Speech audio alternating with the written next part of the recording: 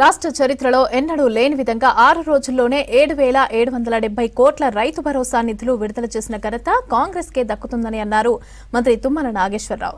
దేశంలో ఏ రాష్ట్రం చేయని విధంగా తెలంగాణ ప్రభుత్వం రైతుల కోసం భారీగా నిధులు ఖర్చు చేస్తోందన్నారు. ఒకేసారి 2 లక్షల లోపు రుణమాఫీ చేశామని 6 రోజుల్లోనే రైతు భరోసా నిధులు రైతుల ఖాతాలో జమ చేశామని చెప్పారు. ఇదంతా చూసి ఓర్వలేకనే బీఆర్ఎస్ నాయకులు కొత్త డ్రామాలకు లేపారని విమర్శించారు తుమ్మల. ఔటర్ రింగ్ రోడ్డు లోపల ఉన్న భూములకు రైతు భరోసా ఇవ్వటం లేదన్న ఆరోపణలపై స్పందించారు మంత్రి తుమ్మల.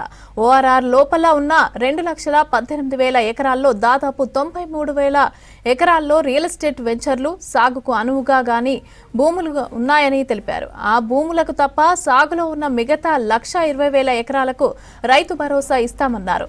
2-3 రోజుల్లోనే రైతుల ఖాతాల్లో నిధులు జమ చేస్తామని తెలిపారు. సాగు భూములకే రైతు భరోసా ఇవ్వాలన్న ప్రభుత్వం ఆలోచనను కూడా బీఆర్ఎస్ నాయకులు రాజకీయం చేస్తున్నారని అన్నారు తుమ్మల. కోతల ప్రభుత్వం అనే బీఆర్ఎస్ పార్టీని రైతులు ప్రజలు తిరస్కరించారని, ఇక ఈ విషయాన్ని బీఆర్ఎస్ నేతలు మరిచినట్టున్నారని విమర్శించారు. రైతుల తరపున పేటెంట్లు తమకే ఉన్నట్లు బీఆర్ఎస్ నేతలు ప్రవర్తిస్తున్నాయన్నారు. ఇక వారి హయాంలో అమలు చేసిన రుణమాఫీని గుర్తు చేసుకుంటే రైతులు ముందుకు రావడానికి కూడా మొహం చెల్లదని అన్నారు. ఇక రైతు బంధు నిధులను ఎన్ని నెలల పాటు వేశారో ఒక్కసారి తిరిగి చూసుకోవాలని బీఆర్ఎస్ నేతలకు సూచించారు మంత్రి. ఖర్చు చేసే ప్రతి పైసాను సద్వినియోగం చేయాలన్నదే ప్రభుత్వం ఆలోచన అని చెప్పారు తుమ్మల.